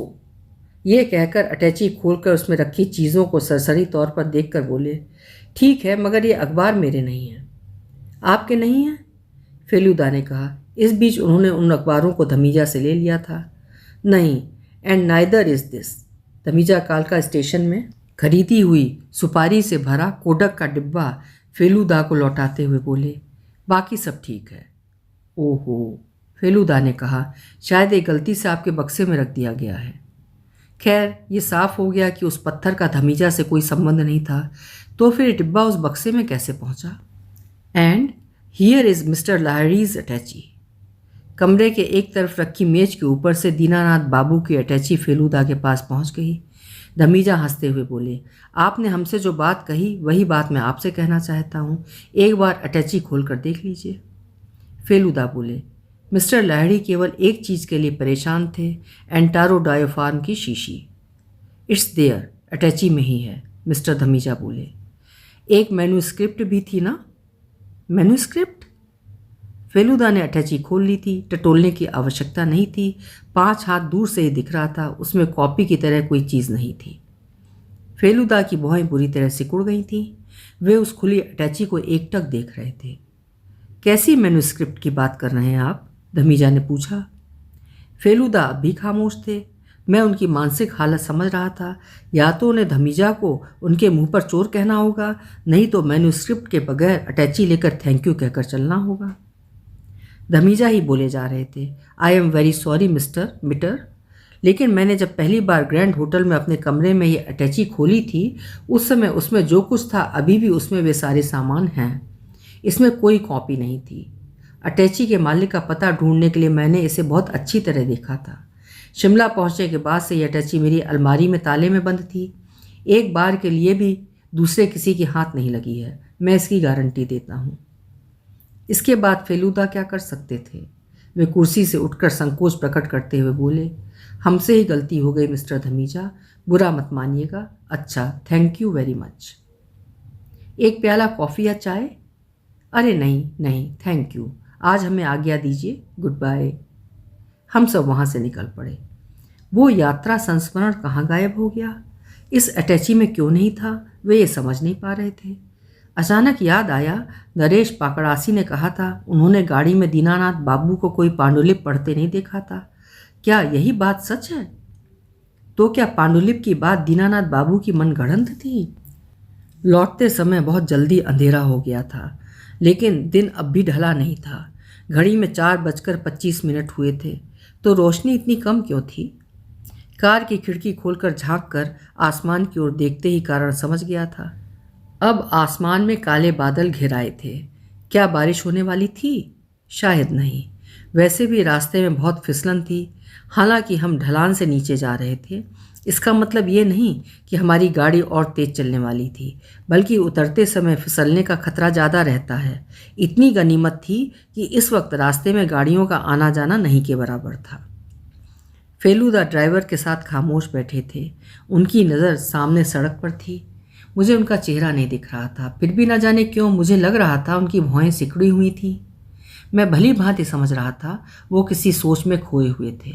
दीनानाथ बाबू और धमीजा दोनों में से किसी एक ने झूठ बोला था। धमीजा के बैठक की अलमारियां भी किताबों से भरी हुई थीं। उनके लिए क्या शंभूचरण का नाम जानना संभव नहीं था? 50 साल पहले लिखे गए यात्रा संस्मरण पर क्या उनका प्रलोभन नहीं हो सकता है? लेकिन अगर धमीजा के पास वो पांडुलिपि हो भी तो वो उसे कैसे वापस लेंगे? मैं बखूबी समझ गया था, रहस्य अब एक नहीं दो है। एक हीरे का, दूसरे शंभूचरण की पांडुलिपि का। फेलूदा के अकेले के लिए इन दो गहरे रहस्यों को सुलझाना क्या संभव था? ठंड बढ़ रही थी। सांस के साथ नाक मुंह से धुआं निकल रहा था। लाल मोहन बाबू ओवरकोट का बटन खोलकर हाथ डालकर मुंह से भक भक कर ढेर सारी भाप छोड़कर बोले, बूमरैंग भी बर्फ़ की तरह ठंडा हो गया है। ऑस्ट्रेलिया की चीज़ है, ठंड में काम तो करेगी। मैं पूछने वाला था कि ऑस्ट्रेलिया में भी किसी किसी जगह बहुत ठंड पड़ती है, बर्फ़ भी गिरती है, लेकिन मैं पूछ नहीं पाया। उसके पहले उल्टी तरफ से गाड़ी हमारी गाड़ी के सामने आकर तिरछी खड़ी हो गई। शायद कोशिश करने से किसी तरह उसके बगल से निकल सकते थे, लेकिन वैसा करना खतरनाक हो सकता था। हमारे ड्राइवर के बार बार हॉर्न बजाने के बावजूद जब गाड़ी नहीं हटी, तब मैं समझ गया था मामला गड़बड़ है। फेलुदा ने कुछ कहे बिना स्टीयरिंग पर हाथ रखकर ड्राइवर से गाड़ी रोकने के लिए कहा, और ड्राइवर ने भी बड़ी सावधानी से सड़क के किनारे पहाड़ की तरफ ले जाकर गाड़ी रोक दी थी। हम चारों ही कीचड़ और बर्फ़ से सने सड़क पर उतरे। चारों तरफ सन्नाटा छाया हुआ था। इतने पेड़ होने के बावजूद एक भी चिड़िया नहीं बोल रही थी। और सबसे ज़्यादा चौंकाने वाली बात थी कि सामने जो गाड़ी खड़ी थी वो हमारी तरह एम्बेसडर कार थी, लेकिन उसका यात्री या ड्राइवर कोई नहीं दिख रहा था। किसी के होने की आहट भी नहीं थी। हम सब बड़ी सतर्कता से रास्ते पर नज़र टिकाकर बर्फ़ पर, जहाँ गाड़ी के पहिए के निशान बने थे, उसी पर कदम रखते हुए चल रहे थे। इतने में लाल मोहन बाबू अचानक चौंक कर थोड़ा उछल कर पैर फिसलने से बर्फ़ पर मुंह के बल गिर पड़े। अचानक एक छपाक की आवाज़ के कारण वे चौंक गए। मैं समझ गया वो आवाज़ चीड़ के पेड़ की डाल से बर्फ़ के एक टुकड़े के गिरने से हुई थी। इस विचित्र खामोशी में अचानक ऐसी आवाज़ सुनकर चौंकना स्वाभाविक था। लाल मोहन बाबू का हाथ पकड़कर उन्हें उठाकर हम फिर आगे बढ़ने लगे। थोड़ा आगे बढ़ते ही हमने देखा कि गाड़ी में एक आदमी ड्राइवर की सीट पर बैठा था। हमारे ड्राइवर ने कहा कि वो उसे पहचानता है। उस टैक्सी को भी वो पहचानता था। वो आदमी उसी टैक्सी का ड्राइवर था। उसका नाम अरविंद था। वो या तो मर गया होगा या बेहोश हो गया होगा, हमारे ड्राइवर हरविलास ने बताया। फेलुदा का हाथ उनके कोट के अंदर पहुंच गया। मुझे पता था उसमें उनका रिवॉल्वर है। छपाक, फिर बर्फ़ का बड़ा टुकड़ा पास के किसी पेड़ से ज़मीन पर गिरा। लाल मोहन बाबू ने चौंकने के बावजूद इस बार अपने को संभाल लिया, लेकिन इसके बाद जो कुछ हुआ उसके कारण उन्हें एक बार फिर बर्फ़ पर गिरना पड़ा। तभी पिस्तौल का जोरदार धमाका होते ही हमारे सामने 2 हाथ की दूरी पर रास्ते के कुछ हिस्से की बर्फ़ फुलझड़ी की तरह बिखर गई, और वो धमाके की आवाज़ काफ़ी देर तक पहाड़ से प्रतिध्वनित होती रही। हम उस गाड़ी के काफ़ी करीब पहुंच चुके थे। यह आवाज़ सुनते ही फेलुदा मेरा हाथ पकड़कर एक झटके से गाड़ी की आड़ में पेट के बल लेट गए, और दूसरे ही क्षण लाल मोहन बाबू ढुलकते हुए हम लोगों के पास आ गए। हमारे ड्राइवर ने भी छलांग लगाकर गाड़ी के पीछे आड़ ले ली। हालांकि वो जवान आदमी था, लेकिन लग रहा था उसे पहले कभी ऐसे हालात का सामना नहीं करना पड़ा था। वो गोली हमारे रास्ते के बगल में खड़ी चढ़ाई के पहाड़ के ऊपर से चलाई गई थी। अंदाज से लग रहा था हमलावर अब हमें देख नहीं पा रहा था, क्योंकि हम काली एम्बेसडर की आड़ में हो गए थे। मैं ज़मीन में उस तरह मुंह के बल लेटे हुए भी महसूस कर रहा था कि नया कुछ घटित हो रहा है। मेरी गर्दन में ठंडी ठंडी कोई चीज़ गुदगुदी कर रही थी। गर्दन घुमाकर देखती समझ गया था बात क्या थी। चारों तरफ आसमान से रुई की तरह महीन बर्फ़ गिर रही थी। कितनी अद्भुत थी बर्फ़ की ये बारिश। मैंने पहली बार महसूस किया कि बर्फ़ गिरने की कोई आवाज़ नहीं हो रही थी। लाल मोहन बाबू कुछ कहने जा रहे थे, लेकिन फेलुदा ने जीभ निकालकर सांप की तरह आवाज़ निकालकर उन्हें रोक दिया। अचानक चारों तरफ की खामोशी टूटी। इस बार गोली की आवाज़ नहीं थी, ना पेड़ से बर्फ़ गिरने की आवाज़, ना बर्फ़ पर गाड़ी के पहिए की आवाज़, बल्कि इस बार आवाज़ किसी आदमी की थी। सुनिए मिस्टर मित्र, ये किसकी आवाज़ थी? ये स्वर जाना पहचाना सा लगा। सुनिए मिस्टर मित्र, मैंने आप लोगों को अपने निशाने में ले लिया है, ये आप समझ ही रहे होंगे। इसलिए कोई चालाकी करने का प्रयास मत कीजिए, उससे कोई फ़ायदा नहीं होगा, बल्कि जान का खतरा होगा। चिल्लाकर कहे गए इन शब्दों ने पहाड़ों से प्रतिध्वनित होकर वहाँ के ठंडे माहौल को गरमा दिया। उसके बाद फिर बातें शुरू हुई। मैं आप लोगों से केवल एक चीज़ चाहता हूँ। कौन सी चीज़? फेलुदा ने ऊपर पहाड़ की तरफ मुँह करके पूछा। आप गाड़ी के पीछे से निकलकर सामने आइए। मैं आपको देखना चाहता हूँ, लेकिन आप मुझे नहीं देख पाएंगे। आपके सामने आने के बाद आपके प्रश्नों का जवाब मिलेगा। मेरे कान के पास ही एक तरह की आवाज़ आ रही थी। कुछ समय से मैं सोच रहा था ये आवाज़ गाड़ी के अंदर से आ रही है। अब समझ गया, ये लाल मोहन बाबू के दांत बजने की आवाज़ थी। फेलुदा बर्फ़ के ऊपर से उठकर गाड़ी की उल्टी तरफ जाकर खड़े हो गए। वे कुछ नहीं बोल रहे थे। शायद वे समझ गए थे इस स्थिति में हुक्म मानने के सिवा कोई चारा नहीं है। फेलुदा को मैंने कभी ऐसी विपरीत परिस्थितियों का सामना करते हुए देखा है, ये मुझे याद नहीं आ रहा था। फिर आवाज़ सुनाई दी, आपके साथ 3 लोग और हैं। अगर वे किसी तरह की चालाकी करने की कोशिश करेंगे तो उसी वक्त उन्हें इसकी सज़ा मिल जाएगी। वे इस बात का ध्यान रखें। अब आप बताएंगे कि आप क्या चाहते हैं? फेलुदा बोले। गाड़ी के पिछले पहिए के बीच से हम फेलुदा को देख रहे थे। फेलुदा की नज़र ऊपर की ओर थी। उनके सामने पहाड़ के बड़े हिस्से पर बर्फ़ की चट्टान थी। उसके ऊपर घनी झाड़ियाँ थीं जिनसे वो हमलावर हमें देख रहा था और बातें भी कर रहा था। फिर उसकी आवाज़ सुनाई दी, आप अपना रिवॉल्वर निकालिए।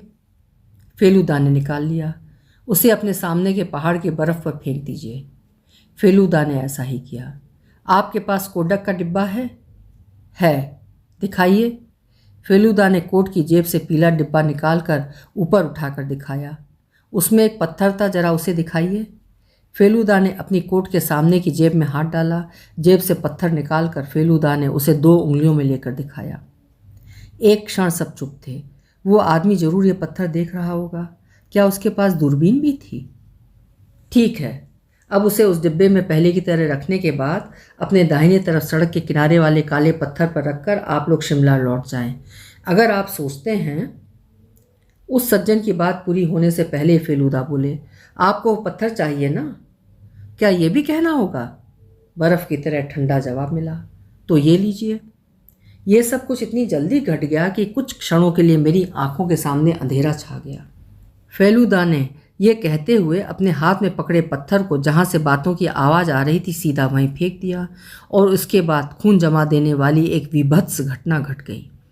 हमारा वो छिपा हुआ दुश्मन उस पत्थर को लपकने की कोशिश में झाड़ियों के पीछे से कूदकर सामने आने के बाद बर्फ़ में पैर धंस जाने से अपना संतुलन खोकर लुढ़कते हुए 50 हाथ की ऊंचाई से नीचे सड़क के किनारे बर्फ़ से जमे नाले पर गिर पड़ा। लुढ़कते हुए ही उसके हाथ की दूरबीन और पिस्तौल, आंखों का काला चश्मा और थोड़ी सी चिपकी नकली दाढ़ी निकलकर बर्फ़ पर इधर उधर बिखर गई। इसके बाद छिपने की कोई आवश्यकता नहीं थी। हम तीनों दौड़कर फेलुदा के पास पहुंच गए। मेरी धारणा थी इतनी ऊंचाई से लुढ़क कर गिरने से अगर उसकी मौत ना भी हुई हो तो भी वो बेहोश तो जरूर हो गया होगा। लेकिन मैं ये देखकर चौंक गया कि वो लेटे लेटे ही चमकती हुई भूरी आंखों से फेलुदा को घूर रहा था और लंबी सांसें भर रहा था। उसकी आवाज़ जानी पहचानी सी लग रही थी।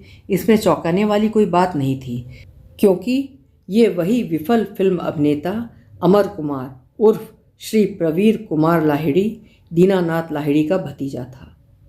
फेलुदा ठंडे रूखे स्वर में बोले, अब तो समझ ही रहे हैं प्रवीर बाबू किसने किसको काबू में किया है, तो अब कुछ छिपाने का कोई मतलब नहीं होता। कहिए आप क्या चाहते हैं? अमर कुमार के चेहरे पर बर्फ़ के चूरे गिर रहे थे। वो अब भी फेलुदा की तरफ एकटक देख रहा था। मेरे लिए अभी बहुत कुछ रहस्य ही था, लेकिन मुझे लग रहा था कि प्रवीर कुमार की बातों से रहस्य पर से पर्दा हट जाएगा। फेलुदा कुछ देर चुप रहने के बाद बोले, ठीक है, अगर आप नहीं कह सकते तो मुझे ही कहने दीजिए। अगर आपको विरोध करना हो तो कीजिएगा।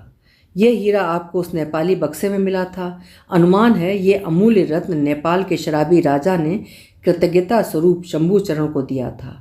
हो सकता है वो नेपाली बॉक्स असल में शंभुचरण का ही रहा हो। अपनी मृत्यु से पहले उन्होंने ये बॉक्स अपने दोस्त सतीनाथ लाहिड़ी को दे दिया होगा। सतीनाथ बाबू अपनी गंभीर बीमारी के कारण इस हीरे की बात किसी को बता नहीं पाए थे। कुछ ही दिनों पहले यह हीरा आपको उस बक्से में मिला था। फिर आपने उसे सुपारी के रंग में रंगकर सुपारी बनाकर कोडक के डिब्बे में गोंद से चिपका कर रखा था और सुरक्षित समझकर उसे चाचा से मिली अटैची में रख दिया था। लेकिन दूसरे ही दिन वो अटैची आपके घर से मेरे घर में चली जाएगी, ये आपने सोचा भी नहीं था। उस दिन छिपका हमारी बातें सुनने के बाद से ही आप उसे हथियाने का मौका तलाश रहे थे। मिस्टर पुरी के नाम से आपके टेलीफोन करने तथा प्रिटोरिया स्ट्रीट में गुंडे लगाने से जब कोई फ़ायदा नहीं हुआ, तब आप हमारा पीछा करते हुए दिल्ली तक आए। इससे भी आप कुछ हासिल नहीं कर पाए। जनपद होटल में हमला भी बेकार गया, इसलिए आपको मजबूरन शिमला आना पड़ा और उसके बाद आज की ये दुर्दशा। फेलुदा चुप हो गए। हम फेलुदा के पास खड़े थे, यहाँ तक कि हमारा ड्राइवर भी खड़ा था। कहिए प्रवीर बाबू, मैंने कुछ गलत कहा? प्रवीर बाबू की दहकती आंखों में चमक आ गई। अद्भुत धूर्त नज़रों से फेलूदा की तरफ देखते हुए बोले, आप किसकी बातें कर रहे हैं? कैसा हीरा? मुझे तो कुछ समझ में नहीं आ रहा है। मेरा दिल धड़क उठा। हीरा तो बर्फ़ के नीचे दब गया था, जिस पर और भी बर्फ़ जमती जा रही थी। क्यों, आप इसे नहीं पहचानते? फिर चौंकाने वाली बात हुई। फेलूदा ने अब अपने सामने की जेब से एक और पत्थर निकाला। इस बर्फ़ पड़ने वाली बादल घिरी शाम के समय भी उसकी चमक से आंखें चौंधिया रही थीं। बर्फ़ के नीचे जो दब गया उसकी कीमत जानते हैं? महज 5 रुपये। आज सुबह ही मिलर जेम कंपनी से खरीदा था और यही है। प्रवीर कुमार ने शेर की तरह छलांग लगाकर फेलूदा पर हमला करके उनके हाथ से उस हीरे को छीन लिया। ठक! अचानक एक जब्बर हथियार ने प्रवीर कुमार के सिर पर वार करके उसे बेहोश कर दिया। वो दोबारा बर्फ़ पर गिर गया। उसकी मुट्ठी ढीली हो गई। उसके हाथ का हीरा फिर फेलूदा के हाथों में आ गया। थैंक यू लाल मोहन बाबू। फेलूदा का धन्यवाद लाल मोहन बाबू के कानों में पहुंचा या नहीं, ये मैं नहीं जानता। वे अब भी अपने हाथ में लिए हुए बूमरैंग को मुग्ध दृष्टि से देख रहे थे। प्रवीर कुमार इस समय केचुआ बन गया था। शिमला लौटते वक्त उसने गाड़ी में ही सब स्वीकार कर लिया था। हालांकि फेलूदा ने अपनी पिस्तौल हासिल कर ली थी और उनके हाथ में पिस्तौल होने के कारण प्रवीर कुमार से सच उगलवाने में सुविधा हुई थी। प्रवीर कुमार को बूमरैंग मारने के बाद लाल मोहन बाबू ने ही रास्ते से बर्फ़ उठाकर उसके माथे पर लगाई थी। इससे उसे कुछ फ़ायदा हुआ था या नहीं, मैं नहीं कह सकता। बेहोश ड्राइवर भी अब काफ़ी ठीक हो गया था। उसे रुपयों का लालच देकर अपने पक्ष में न कर पाने के बाद प्रवीर बाबू ने उसे घायल कर दिया था। अशरीरी फिल्म से निकाल दिए जाने के बाद से ही प्रवीर कुमार का दिमाग खराब हो गया था, क्योंकि उसे भरोसा था कि फिल्म में अभिनय करके वो नाम और शोहरत दोनों हासिल करेगा। लेकिन उसकी आवाज़ उसमें बाधा बन गई। सीधे रास्ते कुछ हासिल नहीं होने वाला सोचकर उसने गलत रास्ते का सहारा लेने की बात सोची। उसी समय वो नेपाली बक्सा उसे मिल गया। उस बक्से को टटोल कर उसे वो पत्थर मिला। उसकी परख करवा कर दाम जानने के बाद उसका दिमाग चकरा गया। अब वो स्वयं फिल्म बनाकर उसमें हीरो बनने का सपना देखने लगा, जिससे कोई उसे फिल्म से बाहर ना कर सके। उसके बाद की घटनाएं तो सभी जानते हैं। फिलहाल प्रवीर कुमार को शिमला में हिमाचल प्रदेश की स्टेट पुलिस कस्टडी में रखा गया था। हीरा मिलने के बाद ही फेलूदा को शक हो गया था, इसीलिए उन्होंने शिमला पहुंचते ही दीनानाथ बाबू को टेलीफोन करके शिमला पहुंचने के लिए कहा था, लेकिन कारण नहीं बताया था।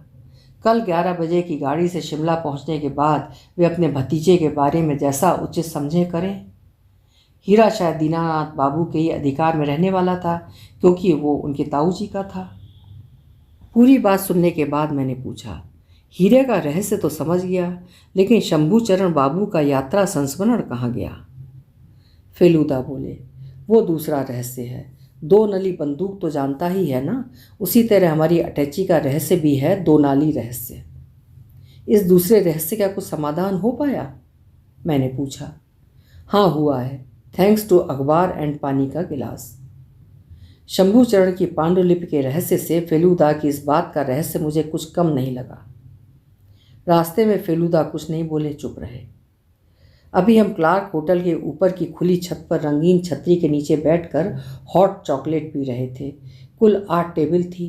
एक मेज़ पर हम तीनों बैठे थे, एक दूसरी मेज़ पर 2 जापानी बैठे थे और एक दूसरी मेज़ पर कान में रुई डालने वाले वो सज्जन। खैर अभी उनके कान में रुई नहीं थी। आसमान में बादल छट चुके थे, लेकिन शाम का वक्त होने के कारण रोशनी काफ़ी कम थी। शहर की सड़कों और मकानों की बत्तियां धीरे धीरे जल रही थीं। लाल मोहन बाबू अब तक चुप थे। उन्हें देखकर लग रहा था वो कुछ सोच रहे हैं। आखिरकार चॉकलेट की एक बड़ी सी चुस्की लेकर बोले, सभी मनुष्यों के भीतर शायद एक पाशविकता रहती है, ऐसा नहीं है क्या फेलू बाबू? बूमरैंग के आघात लगने से जब वो सज्जन गिर गए थे, तब मैं अपने अंदर बेहद जोश महसूस कर रहा था, जिसे उल्लास कहना भी गलत नहीं होगा। कितने आश्चर्य की बात है। फेलूदा बोले, मनुष्य के पूर्वज बंदर थे, इतना तो आप जानते हैं। आजकल एक नई थ्योरी निकली है जिसमें कहा गया है केवल बंदर नहीं, अफ्रीका के एक विशेष प्रजाति के बंदर हमारे पूर्वज हैं। इसलिए प्रवीर बाबू का सिर पर बूमरैंग मारकर आपको जो प्रसन्नता हुई थी, उसके लिए आपके पूर्वज ही जिम्मेदार हैं। हम लोग कितना भी बंदर और बूमरैंग की चर्चा करें, मेरा ध्यान बार बार शंभूचरण के यात्रा संस्मरण पर ही था। वो किसके पास है? वो पांडुलिपि होगी या फिर किसी के पास नहीं होगी, या कभी थी ही नहीं। आखिरकार मुझसे रहा नहीं गया, मैंने पूछ ही लिया, फेलूदा, धमीजा झूठ बोल रहे हैं या दीनानाथ बाबू? फेलूदा बोले, दोनों में से कोई भी झूठ नहीं बोल रहा है। मतलब वो यात्रा संस्मरण वाकई है? हाँ है। फेलूदा गंभीर थे, लेकिन वो वापस मिल पाएगा या नहीं इसमें शक है। मैंने डरते हुए पूछा, किसके पास है, आप जानते हैं? जानता हूँ, अब मैं सब जानता हूँ, सब समझ रहा हूँ, लेकिन उसे दोषी साबित करना मुश्किल काम है। बहुत तेज़ दिमाग का है वो, उसने मुझे भी लगभग बेवकूफ़ बना ही दिया था। लगभग? लगभग शब्द सुनकर मुझे अच्छा ही लगा, क्योंकि फेलूदा को कोई पूरी तरह बेवकूफ़ बनाए इसकी कल्पना भी मेरे लिए बहुत दुखदायी थी। मित्र साहब, एक बेरा छत के दरवाजे के सामने खड़े होकर फेलूदा का नाम लेकर इधर उधर देख रहा था। हाँ, मैं यहाँ हूँ। फेलूदा ने हाथ उठाकर बेरा को बुलाया। बेरे ने उनके पास आकर उन्हें एक बड़ा सा ब्राउन लिफाफा थमा दिया। मैनेजर साहब के पास कोई छोड़ गया था आपके लिए। लिफाफे के ऊपर लाल पेंसिल से लिखा था, mister P C Mitter, clerk hotel. लिफाफा लेने के बाद फेलूदा के चेहरे के भाव बदल गए। लिफाफा खोलकर उसके अंदर रखी चीज़ बाहर निकालते एक परिचित गंध महसूस हुई और फेलूदा का मुंह खुला का खुला रह गया।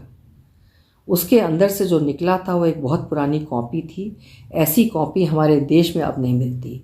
कॉपी के पहले पन्ने में खूबसूरत हस्ताक्षर में लिखा था, ए बंगाली इन लामालैंड। उसके नीचे लेखक का नाम लिखा था, शंभूचरण बोस। नीचे महीना और सन लिखा था, जून 1917। ये तो वही बहुचर्चित मैन्युस्क्रिप्ट है। लाल मोहन बाबू बोल पड़े। उनकी अंग्रेजी सुधारने की मानसिकता मेरी नहीं थी। मैं फेलूदा को देख रहा था। फेलूदा की नज़र अब उस कॉपी पर नहीं थी, वो सामने देख रहे थे। तो क्या फेलूदा सचमुच बेवकूफ़ बन गए थे? अब मैं समझ गया था कि फेलूदा की नज़र किसी खास चीज़ पर केंद्रित थी। मेरी नज़रें भी वहीं टिक गईं। वे जापानी लोग चले गए थे। अब हमारे अतिरिक्त छत पर एक और व्यक्ति थे। वे थे किसी समय कान में रुई डालकर काले चश्मे और टोपी पहनकर घूमने वाले वे बूढ़े सज्जन। फेलूदा एकटक उन्हीं को देख रहे थे। वे सज्जन आहिस्ते से उठे और हमारी ओर आने लगे। हमारी मेज़ से लगभग 3 हाथ की दूरी पर आकर खड़े हो गए। उन्होंने पहले अपना चश्मा उतारा, फिर टोपी, लेकिन अब भी कुछ खटक रहा था। फॉल्स टीथ नहीं लगाएंगे? फेलूदा ने पूछा। सर्टेनली। उन्होंने अपने जेब से एक जोड़ी दांत निकालकर मुंह में लगा लिया। उनके गाल और ठोड़ी भरी भरी दिखने लगी थी। उनकी उम्र 10 साल घट गई थी। उन्हें पहचानने में अब कोई दिक्कत नहीं थी। ये हैं लैंसडाउन रोड के रूखे मिजाज के चैंपियन श्री नरेंद्र चंद्र पाकड़ासी। दांत कब बनवाया? फेलूदा ने पूछा। ऑर्डर बहुत पहले दिया था, लेकिन दिल्ली से लौटने के एक दिन बाद ही मिला है। अब मैं समझ गया कि दीनानाथ बाबू ने नरेश बाबू को क्यों बूढ़ा समझा था। ट्रेन में उनके नकली दांत नहीं थे। उसके बाद जब हम उनके लैंसडाउन स्ट्रीट में मिलने गए थे, उन्होंने दांत लगाना आरंभ कर दिया था। फेलूदा बोले, अटैचियाँ अनजाने में ही नहीं बदली थीं, बदली गई थीं। बहुत पहले से मुझे इसका अंदाज़ा था, लेकिन ये सब आपका कारनामा है, इसे समझने में वक्त लगा। ऐसा होना स्वाभाविक था। मैं भी इतना मूर्ख नहीं हूँ, इतना तो आप मानते हैं। 100 बार स्वीकार करता हूँ। लेकिन आपकी गलती कहाँ थी आपको पता है? उन अखबारों को धमीजा की अटैची में रखने की। आपने ऐसा क्यों किया था ये भी मैं जानता हूँ। दीनानाथ बाबू वाली अटैची से वो पांडुलिपि निकाल लेने के बाद अटैची हल्की हो गई थी। अटैची उठाते समय दीनानाथ बाबू की बात खटक सकती थी, इसलिए उसमें कागज़ रखकर आपने उसका वजन बढ़ा दिया था। लेकिन ट्रेन में अखबार कौन संभाल कर बक्से में रखता है, कहिए? राइट। लेकिन यही तो आपका अनुभव बोलेगा। दूसरा कोई होता तो उसे जरा भी संदेह नहीं होता। एक और सवाल है, फेलूदा बोले। आपको छोड़कर बाकी सब गहरी नींद में सोए हुए थे, ठीक कह रहा हूँ ना? हाँ, ऐसा कहा जा सकता है। लेकिन आम तौर पर ट्रेन में सफ़र करते समय दीनानाथ बाबू ठीक से सो नहीं पाते हैं। उन्हें क्या आपने कोई नींद की दवाई दी थी? राइट। पानी के गिलास में नींद की गोली पाउडर करके मिला दी थी? राइट। सेकोनल। वो हर समय हमारे पास रहती है। डिनर से पहले सबको पीने के लिए पानी दिया गया था और धमीजा को छोड़कर बाकी दोनों बाथरूम में हाथ धोने गए थे। यानी आप धमीजा को नींद की गोली नहीं खिला पाए? नहीं, और इसलिए मेरी रात खराब हो गई। जब सुबह 6 बजे धमीजा ने उठकर दाढ़ी बनाई थी, उसके बाद अपनी अटैची में सामान रखकर बाथरूम चले गए थे। इस बीच मैंने अपना काम कर लिया। बाकी दोनों उस समय भी गहरी नींद में थे। लेकिन आपकी सबसे बड़ी चालाकी क्या थी, आप जानते हैं? इस पांडुलिपि को पा लेने के बाद भी आपने मेरे घर में आकर मुझे रुपयों का लालच दिया था। मिस्टर पाकड़ासी खिलखिलाकर हंसने लगे। फेलूदा बोले, शिमला जाने से रोकना, टेलीफोन और कागज़ में लिखी धमकियां भी आपकी ही करतूतें थीं। नेचुरली, शुरुआत में मैं बिल्कुल नहीं चाहता था कि आप शिमला जाएं। उस समय तो आप मेरे सबसे बड़े दुश्मन थे। मेरी यही चिंता थी कि फेलू मित्र जब अटैची के मामले से जुड़ रहे हैं तो मेरा परफेक्ट क्राइम पकड़ा जाएगा। यहाँ तक कि प्लेन में बैठकर भी मैंने आपके उस मित्र की जेब में धमकी भरा कागज़ रख दिया था। उसके बाद शिमला आने के बाद धीरे धीरे मुझे लगने लगा उस पांडुलिपि को आपको लौटा देना ही बेहतर होगा। क्यों? क्योंकि पांडुलिपि के बगैर अटैची लौटाने से आप भी शक के घेरे में आ जाते। ऐसा मैं नहीं चाहता था। इन थोड़े दिनों में आपकी इंसानियत को कुछ हद तक तो समझ ही चुका हूँ। थैंक यू नरेश बाबू। क्या अब मैं आपसे एक सवाल पूछ सकता हूँ? ज़रूर पूछिए। ये पांडुलिपि आपने मुझे लौटा दी है, लेकिन आपने इसकी दूसरी प्रतिलिपि कर ली है, ठीक कह रहा हूँ ना? नरेश बाबू का चेहरा क्षण भर में उतर गया। समझ गया फेलूदा ने एक उस्तादी दांव मारा है। उन्होंने कहा, हम जब आपके घर गए थे उस समय आप टाइप करके इस पांडुलिपि की प्रतिलिपि तैयार कर रहे थे, ठीक कह रहा हूँ ना? लेकिन आप, उस दिन आपके कमरे में मुझे एक महक मिली थी। वो महक शंभूचरण के नेपाली बक्से में भी मिली थी और आज इस पांडुलिपि में भी वही महक है। लेकिन पांडुलिपि तो, मुझे कहने दीजिए प्लीज़। शंभूचरण का निधन हुआ है 21 में, यानी 51 साल पहले। यानी 1 साल पहले इस रचना पर लेखक का कॉपीराइट समाप्त हो गया है। मतलब इस रचना को अब कोई भी छाप सकता है। बिल्कुल छाप सकता है, नरेश बाबू उत्तेजित होकर बोले। आप कहना क्या चाहते हैं? ऐसा करके मैंने कुछ गलत किया है? ये तो असाधारण रचना है। दीनानाथ बाबू क्या कभी इसे प्रकाशित करते? मैं इसे प्रकाशित करूंगा और मैं अपने इस अधिकार में किसी को हस्तक्षेप नहीं करने दूंगा। हस्तक्षेप भले ही ना करे, प्रतिद्वंदिता तो कर सकता है। क्या मतलब? कौन करेगा प्रतिद्वंदिता? फेलूदा के होठों में वही हंसी थी। एक बार और हैंडशेक करने के लिए नरेश बाबू की तरफ अपना दाहिना हाथ बढ़ाकर बोले, मीट योर राइवल मिस्टर पाकड़ासी। इस अटैची के रहस्य के मामले के लिए मैं दीनानाथ बाबू से केवल एक ही पारिश्रमिक मांगूंगा, इस पांडुलिपि को। जटायु के मुंह से अचानक निकला, बूम रैंग। उन्होंने ऐसा क्यों कहा था, मैं आज तक नहीं समझ पाया हूँ। सत्यजीत राय जी की लिखी हुई कहानी अटैची रहस्य यहीं पर समाप्त होती है। आशा है आपको पसंद आई होगी।